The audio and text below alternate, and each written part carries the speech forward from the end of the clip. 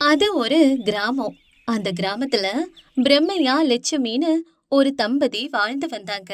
அவங்களுக்கு மௌனிகா, மல்லிகான்னு 2 பெண்கள் இருந்தாங்க. இவங்க குடும்பமா ஒரு கிணற்றுக்குள்ள வீடு கட்டி வாழ்ந்துட்டு வந்தாங்க. இதுக்கு காரணம் பிரம்மையாவோட சொந்தக்காரங்களே இவங்க சொத்தையெல்லாம் ஏமாத்தி வாங்கிட்டு ஒரு கிணற மட்டும் இவங்க கிட்ட குடுத்துட்டு போயிருக்காங்க. வீடு கட்டுறதுக்கு வேற இடமும் வசதியும் இல்லாததுனால இந்த கிணறையே வீடா மாத்தி இவங்க வாழ்ந்துட்டு வந்தாங்க. கிணற்றுக்குள்ளே இருந்தாலும் இந்த மௌனிகாவும் மல்லிகாவும் சும்மா இருக்காம கிணற்றுக்குள்ள இருந்த ஒரு சின்ன இடத்தையே விவசாய பூமியா மாத்துறாங்க. அங்க பலவிதமான காய்கறிகளை பயிரிடுறாங்க. அந்த காய்கறிகள் பசுமையாவும் செழிப்பாவும் இருக்கு. தங்களோட தேவைக்கு போக மீத இருக்க காய்கறிகளை வெளியில இருக்கவங்களுக்கு வித்துட்டு இருந்தாங்க. ஏற்கனவே அவங்க கிட்ட காய்கறி வாங்கின சாந்தம்மா அங்க வர்றாங்க. ஏமா மௌனிகா, முந்தா நாள் உன்கிட்ட வாங்கிட்டு போனனே கத்திரிக்காவும் வெண்டிக்காவும், அது ரொம்ப ருசியா இருந்துச்சுமா. அதான் மறுபடியும் வாங்கலான்னு வந்தேன். இன்னைக்கு என்ன காய்கறிகள் வச்சிருக்கீங்க? அப்படியா? இன்னைக்கு இப்பதான் கிணத்துல இருந்து ஃப்ரெஷ்ஷா பறிச்ச தக்காளி, பச்சை மிளகாய்லாம் இருக்கு. பாருங்க எவ்ளோ ஃப்ரெஷ்ஷா இருக்குன்னு. அப்படியாம்மா? சரி சரி. வெளியில மார்க்கெட்ல கிடைக்கிறத விட உங்ககிட்ட தான் நல்ல காயெல்லாம் ஃப்ரெஷ்ஷா இருக்குது. அதான் எல்லாரும் உங்களையே தேடி வர்றாங்க. சரி, எனக்கு ஒரு 2 கிலோ தக்காளி கொடுங்க. நிச்சயமாங்க. நாங்களே இயற்கை உரம் போட்டு வளர்க்குறோம்ல, அதான் அவ்ளோ ருசியா இருக்குது. இப்பவே எடை போட்டு தக்காளி தரேன். மௌனிகா இப்ப சாந்தம்மாவுக்கு எடை போட்டு 2 கிலோ தக்காளிய குடுக்குறா. இதுல கிடைக்கிற வருமானத்தை வச்சுதான் இந்த குடும்பமே வாழ்றாங்க. ஒரு நாள் வழக்கம் போல மௌனிகாவும் மல்லிகாவும் காய்கறிகளை விக்கிறதுக்காக ஊருக்குள்ள போறாங்க. ஆனா அவங்க வீட்டுக்கு திரும்பி வந்தப்போ அங்க ஒரு கொடூரமான காட்சிய பாக்குறாங்க. அவங்க இத்தனை நாளும் உயிருக்குயிரா வளர்த்த காய்கறி செடிகளை யாரோ பிடுங்கி எரிச்சிருக்காங்க. இத பார்த்ததும் 2 பேருக்கும் பயங்கர அதிர்ச்சி. பெற்றோரும் பக்கத்திலேயே அழுதுகிட்டு இருக்கத பாக்குறாங்க. அப்பா, இதெல்லாம் என்னப்பா? இந்த செடிகள் எல்லாம் யார் பிடுங்கினாங்க? நீங்க ஏன் அழுறீங்க? அம்மாடி, உன் சித்தப்பா வந்தாருமா. அவங்க ஊர்ல ஒரு பெரிய வீடு கட்டிருக்காங்களாம். அங்க கிரக பிரவேசத்துக்கு வந்தவங்க எல்லாரும் உன் அண்ணன் ஒரு பழைய கிணத்துக்குள்ள வாழ்றாரு, அதுக்கு நீங்க தான் காரணமா? அவங்கள ஏமாத்தி நீங்க இப்படி அநியாயமா சம்பாதிச்சு வீடு கட்டிருக்கீங்களான்னு கேட்டாங்களாம். அந்த ஆத்திரத்துல இங்க வந்து உன் சித்தப்பாவும் சித்தியும் பெரிய ரகலை பண்ணிட்டு போயிட்டாங்கம்மா. அதாம்மா இதெல்லாம். அதுக்காக எதுக்குப்பா அந்த செடிகள் எல்லாம் பிடுங்கினாங்க? அது மட்டும் இல்லம்மா, இந்த கிணத்தையும் நம்ம விட்டுட்டு போகணுமா, இல்லனா ஆட்கள் அனுப்பி நம்மள பலவந்தமா வெளியேத்திருவேன்னு உங்க சித்தப்பா மிரட்டிட்டு போயிருக்காமா. உடனே இங்க இருந்து காலி பண்ண சொல்றாங்கம்மா. என்ன பண்றதுன்னு புரியலமா. நம்ம இங்க இருந்து சீக்கிரமா போயிடணும். இல்லைன்னா அவங்க நம்மள உயிரோடவே விட மாட்டாங்க. நம்ம கிட்ட எதுவும் இல்லைனாலும் பரவாயில்ல, நீங்க உயிரோட இருக்கணுமா. உங்களை நாங்க காப்பாத்தணும். அம்மா அப்பாவோட இந்த வார்த்தைகளை கேட்டதும் மௌனிகாவும் மல்லிகாவும் ரொம்ப கவலைப்பட தொடங்குறாங்க. ஏற்கனவே சொத்தையெல்லாம் பறிச்சுட்டு இருக்கிற இந்த இடத்தையும் பிடுங்கிக்கணும்னு நினைக்கிற கொடுமைக்கார சித்தப்பாவை என்ன பண்றதுன்னு தெரியல. இதெல்லாம் பாத்துக்கிட்டு நாங்க சும்மா இருக்க மாட்டோம். அவங்களுக்கும் ஒரு பொண்ணு இருக்கால்ல, அவளுக்கு இதெல்லாம் தெரியாதா? இப்படி பாவம் செஞ்சா அந்த பாவம் அவங்கள சும்மா விடுமா? இப்பவே நான் அவங்க வீட்டுக்கு போய் கேட்க போறேன். ஆமாப்பா, எங்களுக்கு என்ன ஆனாலும் பரவாயில்ல. நீங்க 2 பேரும் இங்கே இருங்க. நாங்க 2 பேரும் போய் அவங்கள நியாயம் கேட்டுட்டு வரோம். பிரம்மையாவும் லட்சுமியும் எவ்வளவு தடுத்தோம் அதெல்லாம் கேட்காம மௌனிகாவும் மல்லிகாவும் ஆத்திரத்தோட சித்தப்பா வீட்டுக்கு போறாங்க. அங்க போனப்போ சித்தப்பாவும் சித்தியும் வீட்ல இல்ல. அவங்களோட மக கீர்த்தி மட்டும்தான் இருந்தா. கீர்த்தி இவங்கள பார்த்ததும் அன்போட வரவேற்கிறா. வாங்கக்கா, ரொம்ப நாள் கழிச்சு வரீங்க. நீங்க கிரக பிரவேசத்துக்கு கூட வரலையே.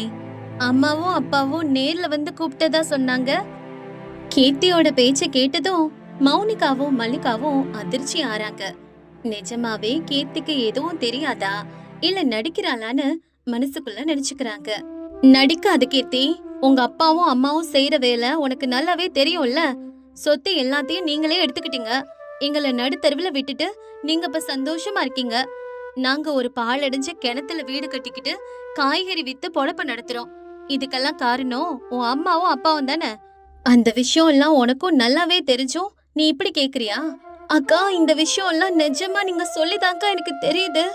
எனக்கு ரொம்ப அதிர்ச்சியா இருக்குக்கா. அம்மாவும் அப்பாவும் இப்படி எல்லாம் செஞ்சாங்களா? இப்படி சொன்ன கீர்த்தி அழ ஆரம்பிக்கிறா. உனக்கு நிஜமாவே எதுவும் தெரியாதா கீர்த்தி? எனக்கு நிஜமா எதுவுமே தெரியாதக்கா. கீர்த்தி இப்படி சொன்னதும் இவங்க கீர்த்தி கிட்ட நடந்தத சொல்றாங்க. கீர்த்தியால அதை தாங்கிக்கவே முடியல. அக்கா, என்ன மன்னிச்சிருங்க. எங்க அம்மா அப்பா சார்பா நான் உங்ககிட்ட மன்னிப்பு கேக்குறேன். நான் உங்களுக்கு ஏதாவது உதவி செய்யணுமாக்கா? சொல்லுங்க. கீர்த்தி இப்படி சொன்னதும் மல்லிகா இப்படி சொல்றா. நீ என்ன பண்ணுவ கீர்த்தி? இங்க நடக்கிற எதுவுமே உனக்கு தெரியாதுல்ல. உன் அப்பாவையும் அம்மாவையும் இனி எங்க பக்கமே வரக்கூடாதுன்னு சொல்லத்தான் வந்தோம். நாங்க எங்க பொழப்ப பார்த்துட்டு இருக்கோம்ல. சொத்துக்காக நாங்க கோர்ட்டு கூட போகலையே.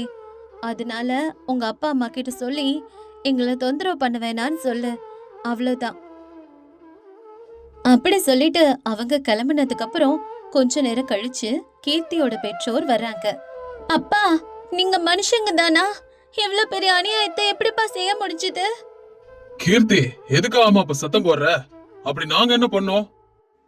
என்ன பண்ணீங்களா? பெரியப்பா குடும்பத்தை ஏமாத்தி சொத்தை எல்லாம் அபகரிச்சு அவங்கள ஒரு பழைய கிணத்துக்குள்ள தங்க வச்சிருக்கீங்க. இதுக்கெல்லாம் காரணம் நீங்க தானப்பா. அந்த அக்காங்க வந்து அழுதுகிட்டே சொன்னப்பதான் எனக்கே தெரியுது இவ்ளோ கீழ்த்தரமா நடந்துப்பீங்கன்னு. நான் கொஞ்சம் கூட எதிர்பார்க்கவே இல்லப்பா. அது வந்து கீர்த்தி, சொத்துன்னு வந்தா சண்டையெல்லாம் இருக்கத்தான் செய்யும். உனக்கு எதுக்கு அதெல்லாம்? நிறுத்துங்கம்மா. சொத்துக்காக சொந்த அண்ணனையும் அப்பா கிணத்துல தள்ளுவாரா? அவங்க அங்க கஷ்டப்பட்டு காய்கறி பயிரிட்டு வாழ்ந்துகிட்டு இருக்காங்க. இன்னைக்கு போய் அந்த செடிகள் எல்லாம் பிடுங்கிட்டு அந்த கிணத்தையும் காலி பண்ண சொல்லி மிரட்டிட்டு வந்திருக்கீங்களாமே. நீங்க பண்றது ஒரு பெரிய பாவம்னு உங்களுக்கு தெரியலையா?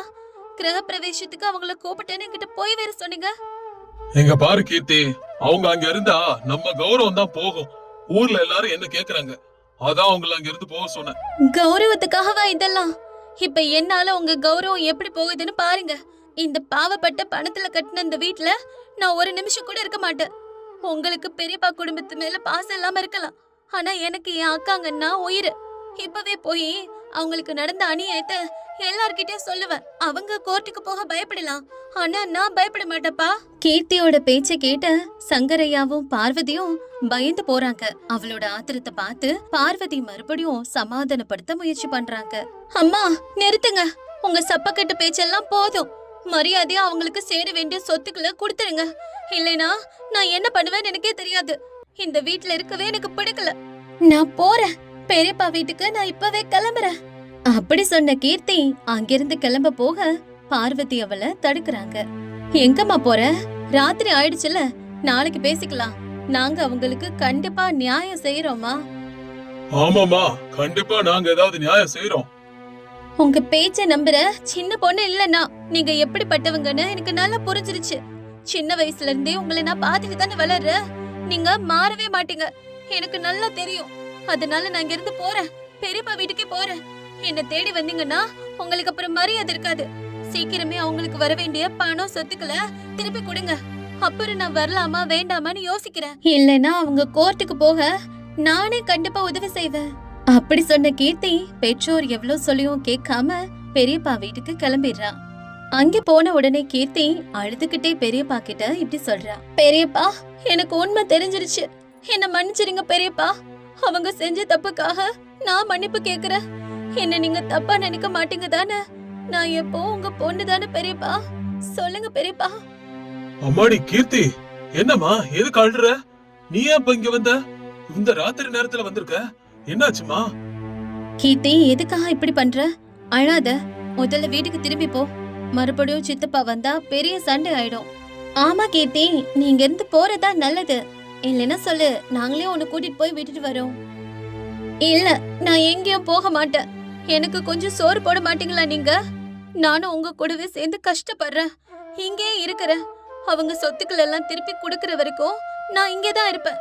கொடுத்த அப்புறமும் இங்கேதான் இருப்பேன். இதுல உங்களுக்கு விருப்பம் இல்லைன்னா சொல்லுங்க. கீர்த்தி இப்படி சொன்னதும் வேற வழி இல்லாம கீர்த்திய அங்கேயே தங்க வச்சுக்கிறாங்க. அடுத்த நாள்ல இருந்து மௌனிகா, மல்லிகா, கீர்த்தி 3 பேர் சேர்ந்து காய்கறி செடிகளை பராமரிக்கிறாங்க. நாட்கள் போக போக அறுவடை அமோகமா இருந்துச்சு.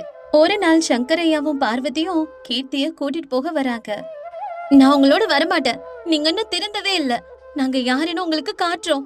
அதுக்கப்புறம் அவங்க திரும்பி போயிடுறாங்க. கொஞ்ச நாளுக்கு அப்புறம் தான் சங்கரையாவுக்கு அவரோட தவறு புரியுது. பார்வதி, என் அண்ணனுக்கு அநியாயம் பண்ணிட்டேன். நம்ம பொண்ணு இருக்காளேன்னு சுயநலமா யோசிச்சேன். ஆனா அண்ணனுக்கு 2 பெண் குழந்தைங்க இருக்கிறத மறந்துட்டேன். இப்ப ஊர்ல எல்லாரும் உங்க பொண்ணு ஏன் வீட்டை விட்டு போயிட்டா, கிணத்துல ஏன் போய் இருக்கான்னு கேக்குறாங்க. என்னால யாருக்குமே பதில் சொல்ல முடியல. ரொம்ப கவலையா இருக்குமா. இப்ப பொண்ணை எப்படி கூட்டிட்டு வர்றது, என்ன பண்றதுன்னு ஒண்ணும் புரியல. நடந்தது நடந்து போச்சுங்க. இப்ப நம்ம பொண்ணே உண்மையை தெரிஞ்சுக்கிட்டு நமக்கு எதிரா மாறிட்டா. அவளுக்காகத்தானே இதெல்லாம் பண்ணோம். இப்ப அவங்க சொத்தை அவங்களுக்கே திருப்பி கொடுக்கறதுல என்ன தப்பு இருக்கு சொல்லுங்க? கொடுத்துடலாங்க. அதுக்கப்புறம் சங்கரையா சொத்து பத்திரங்களை எடுத்துக்கிட்டு பிரம்மையா கிட்ட போய் நடந்ததுக்கெல்லாம் மன்னிப்பு கேட்டு அதை கொடுக்கறாரு. அந்த குடும்பமே சந்தோஷப்படுறாங்க. அம்மாடி கீர்த்தி, இதுக்கப்புறம் வீட்டுக்கு வாமா. இல்லப்பா, நான் பெரியப்பா வீட்லயே தான் இருப்பேன். உங்க கூட வரமாட்டேன். பிரம்மையாவும் சொல்லி பார்த்தாலும் கீர்த்தி கேட்கவே இல்ல. தம்பி சரி விடுப்பா, நீ வருத்தப்படாத. எங்க இருந்தா என்ன, நம்ம பிள்ளைங்க தானே. கொஞ்ச நாளுக்கு அப்புறம் அவளே மனசு மாதிரி அங்க வரணும்னு சொல்லுவா. அப்ப நான் கூட்டிட்டு வரேன். நீ எதுவும் இதெல்லாம் நினைச்சு வருத்தப்படாதப்பா. எல்லாம் நம்ம பிள்ளைங்க ஒன்னா இருக்கணும்னு ஆசைப்படுறாங்க. சொத்தெல்லாம் மறுபடியும் கிடைச்சதுல எல்லாரும் சந்தோஷப்படுறாங்க. ஆனாலும் இந்த காய்கறி தோட்டத்தை அவங்க கைவிட்டுறல. குடும்பமா சேர்ந்து